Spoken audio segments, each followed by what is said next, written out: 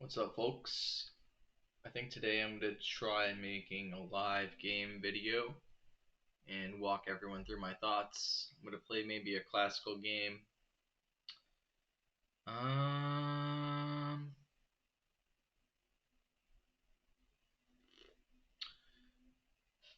I don't know about the pool. I had someone stronger in here, but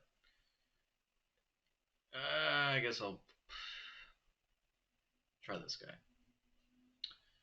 Alright, so I'll just go with e4.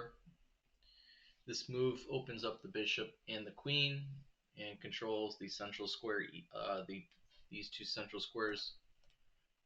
And he plays this c6, the Carl Khan defense. So we're gonna go with d4 here. Just go for the center, control these four central squares here. And yeah, this is what e4 does. Controls these two squares here. Very key. c6, d4. And yeah, now we have just a um, developed army kind of. He goes d5.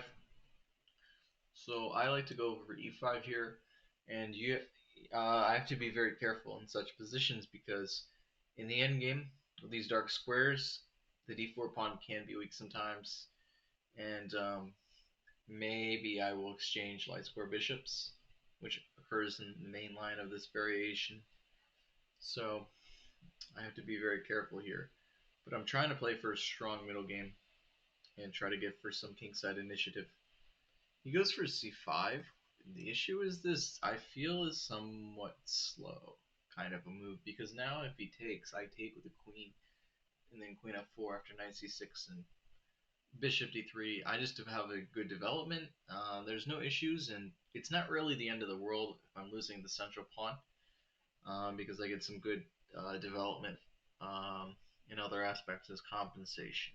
Now, I haven't reviewed this line recently, but I am in the process of reviewing all of my opening lines, so we will see what happens here.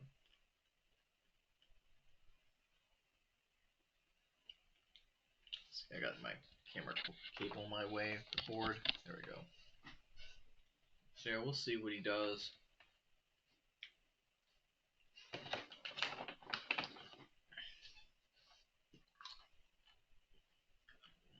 And yeah, there's a chance I lose, right? So we will see. And whenever I'm playing chess, I like to have nuts. Very good for the brain, very healthy. Almonds, cashews, pistachios, no salt. Very good for the brain.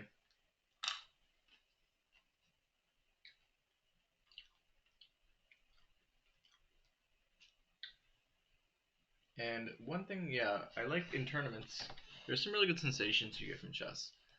Like in tournaments, it's almost like you fast the whole day and just play empty stomach, fruits, vegetables, etc.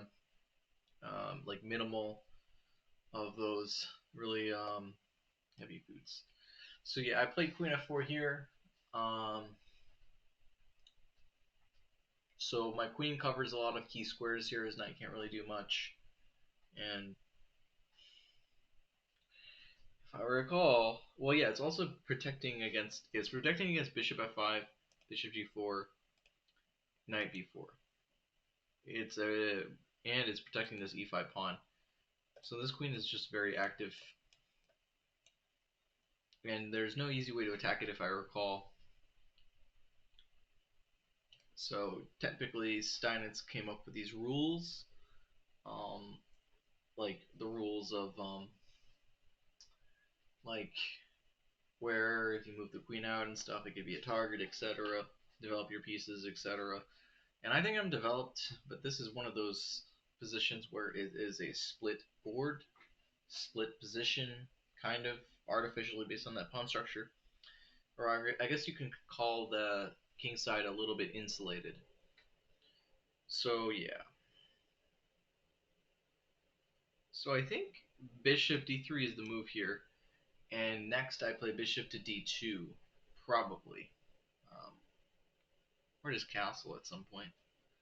And yeah, if you forget the theory, which I have, development is never wrong.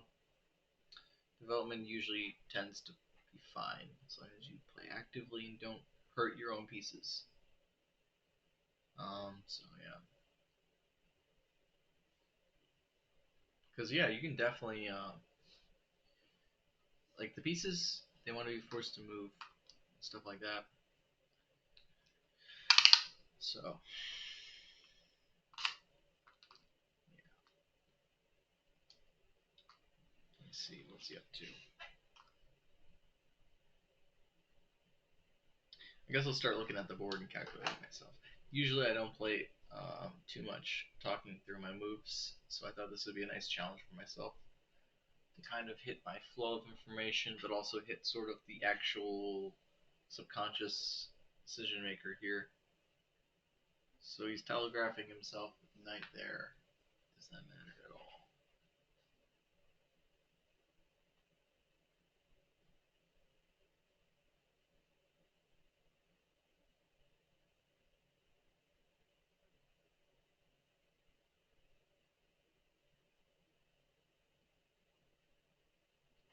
At any point I can just take the knight on g6.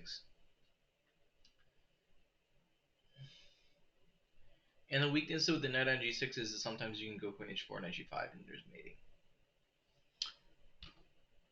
So it doesn't hurt to castle. And I can just protect the pawn after queen g3, maybe.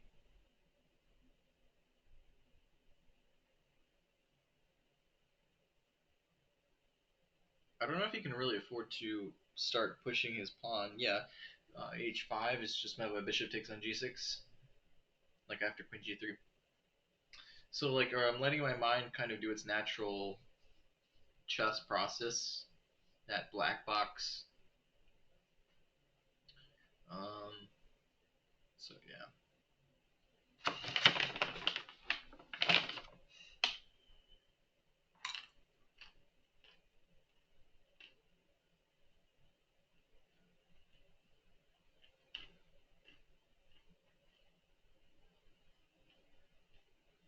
I think knight g6 is probably the best move.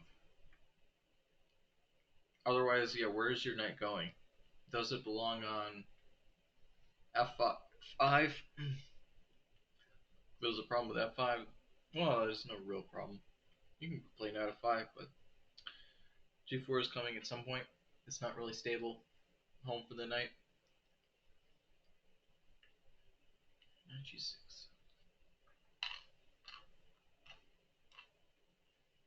So I hope this is correct. Queen g3.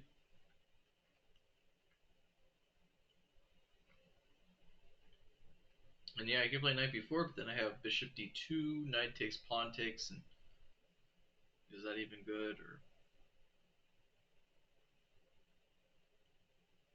maybe I should just go for bishop to try bishop b4. I don't know. No idea. Or just bishop b5. Check. No.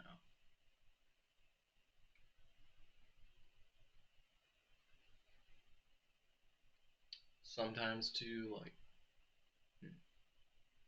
yeah, I don't know. I just gotta look at the board and see. I gotta.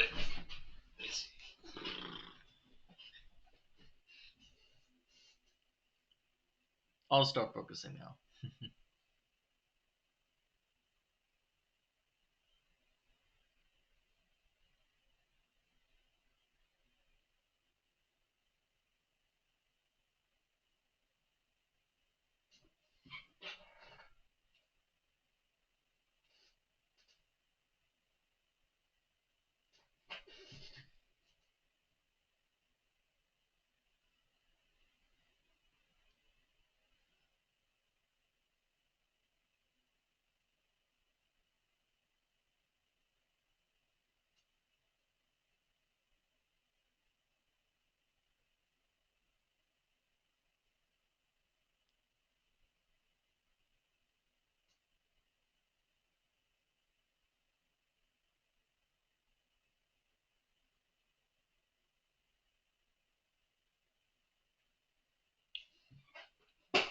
Well, he's not threatening with anything with this move. Um, I could literally just play c3 and be done with everything. But well, d4 is not. Yeah. Um, Bishop d2, knight c3, then bring my knight to f4 is a plan. Is generally where it seems pretty good. And yeah.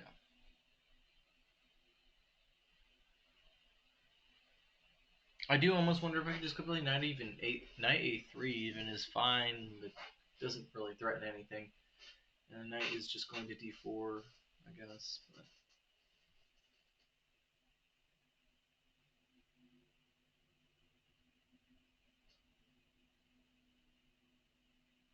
yeah, we need to exchange that knight on g6. And then, but yeah, maybe trick him to. Well, I don't know. Maybe he does need to go kingside, I guess. I don't know.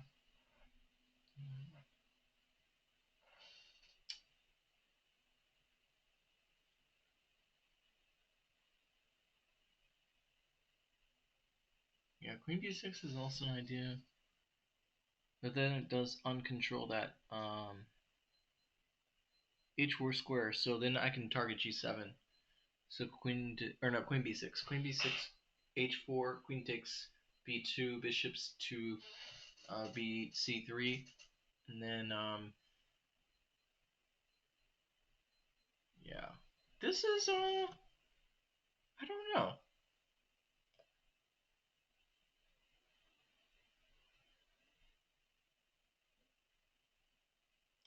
I'm gonna play this move.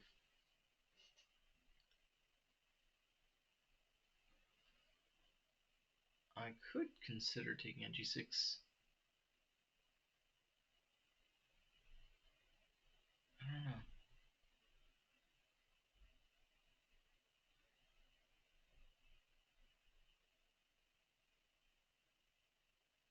My king is well developed though. I know that. Or my yeah, I'm well developed at least.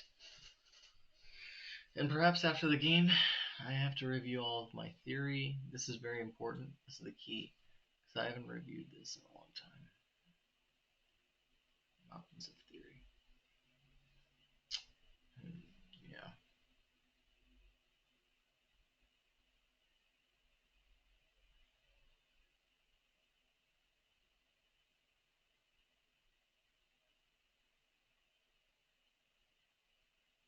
I also just play knight to e2. And then I can play knight to d4 and just say that my pawn structure is better. Yeah, I'm not sure.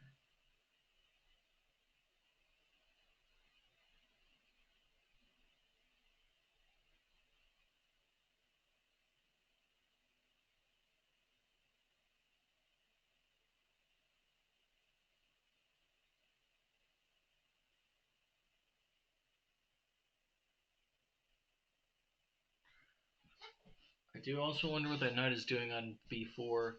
And also, yeah. Yeah, I do wonder what that knight is doing there. Perhaps this is the right decision to make. And this game is always really tough.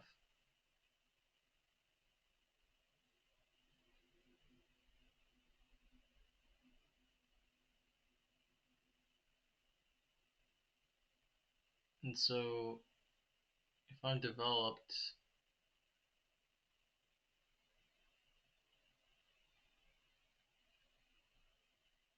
hmm,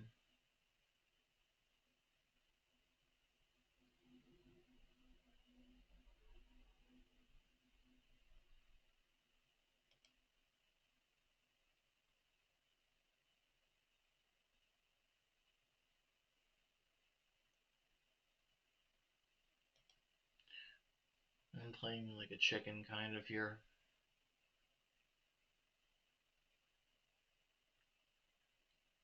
But yeah, this pawn structure is not good for him now.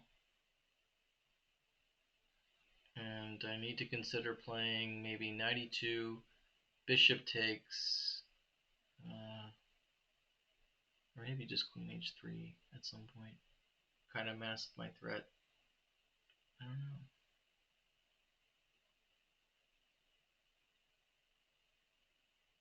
Or just play the strange. Maybe I can exchange. Attacking strategy is exchange the c3 knight for that bishop on e7, if that's possible.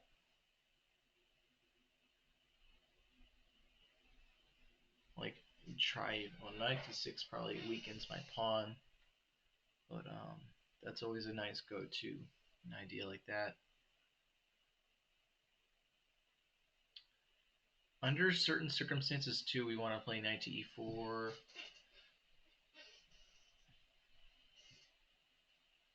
Where is this nice path? That's ideal. 92.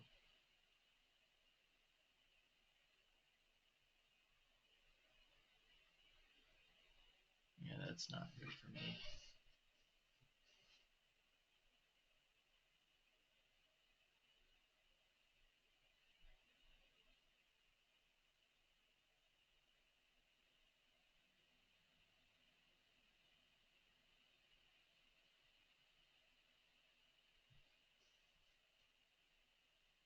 I think maybe exchanging the knight or the bishop now is good, I guess.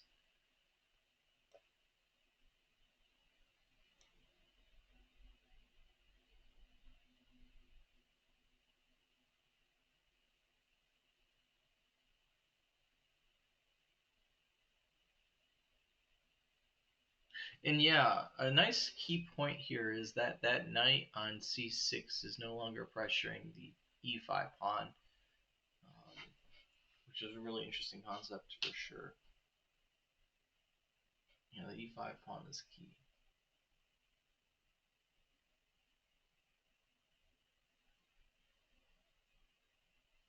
If he plays f6, what's my idea? Probably. Well, g6 will be very weak, and I can use the knight to e5 if he takes. Of course, that's a very obscure way of thinking about this, but.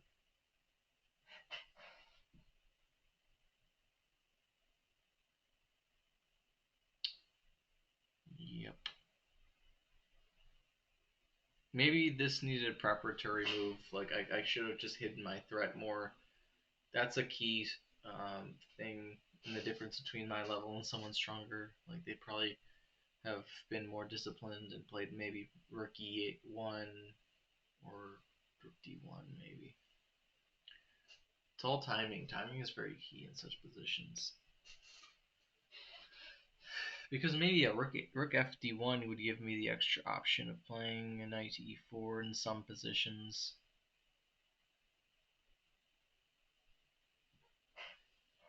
But also, I have gained some flexibility with his knight, because now knight c6 I could play rook e1, rook fe1.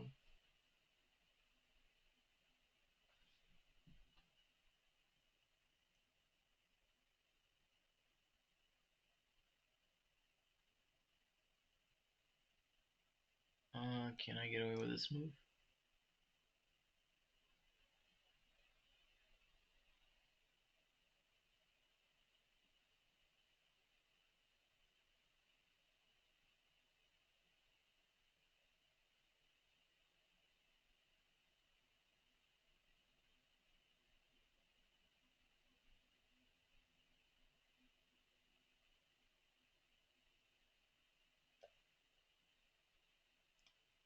Wow, I think he's kind of blown this a little bit.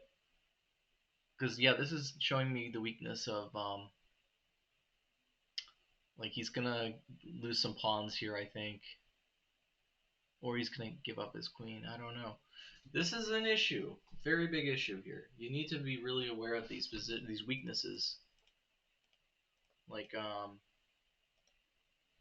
these pawn structures. You have to know the weaknesses of them, and so this is the key lesson here. Those I think they call this the Triad in an old book by Hans Kmoch, and Triads are very good against rooks, but with these three pawns here. But yeah, the issue is the inflexibility of this pawn structure. Like he can't go h6, he can't go h5 even. Like there's well, he resigned. Dang. The audience didn't get to see the finale of the position here. I guess we'll do the standard chess review of after the game. Yeah, it says +4. Knight c6 is blunder. You need to see the threats. I did 20 for 70 pound loss is pretty good. And then my opponent, you can kind of see move my. Oh, it doesn't show it. My opponent got 53 pawn loss. So yeah, got e4, c6, d45, etc. g7 is an inaccuracy, so he was a little bit messing me up with a theory. Probably bishop takes g6 is playable there too, but yeah, bishop d2, not bad for myself. Like I'm playing pretty good here. Bishop takes g6 was correct there. Okay, good. My intuition's correct. F takes is, yeah, he should have played f6, c6. And it would have stopped those issues. Yeah, I should have also considered just playing a3 right away in my own position. But this is very good. The evaluation in this is, yeah, it's about equal. Maybe white slightly better. But a6, yeah, exchanging is correct, I think. I mean, I'm assuming. And then queen h4. Okay, bishop takes e7 I should have played. It's not as intuitive, but I'm assuming queen knight to, oh, it's rook fe1. Now this is the point where you can play these moves, over-protecting this pawn here. So now like there's going to be an e5. So any f6 will have this square for control for pieces to use. So rook fe8, a6. Yeah, that makes sense. And white's just better. Like there's a terrible bishop on d7. So white's just better. They can always press like infinitely. So that's kind of the evaluation of this. So that's why bishop e7 here was probably better objectively speaking. I agree. And then my opponent kind of just didn't understand the threats. He should have, yeah, f6 is something unclear. I was thinking, yeah, because here's the issue. Yeah, you can always do this. Maybe I go back, but yeah, he's fine. So f6, I guess I have to take. And then, yeah, g takes. And yeah, we're just equal here. Like, we've weakened his king a little bit, but it's, maybe, yeah, black is actually better. Yeah, there's, actually, we can, might help him. So, yeah, that's just winning here. Let's see what it says. So it recommends knight takes e7, but queen takes e7. I just go knight g5. Let's try rook to c8, queen h7, king f8, queen h8, mate, and knight takes c7. Maybe the same thing. Or he's got this knight to g8. Just take on g7. We have a constant attack on that king. Let's see, I'll just do rook c8, f1. We're just better here. Probably. Oh, he doesn't. You can't defend this. We just have mobile army going for this f7 square, and he has to give up a piece apparently. Yeah, that's the game. Anyway, thanks for watching. Good luck with your chess, and bye for now.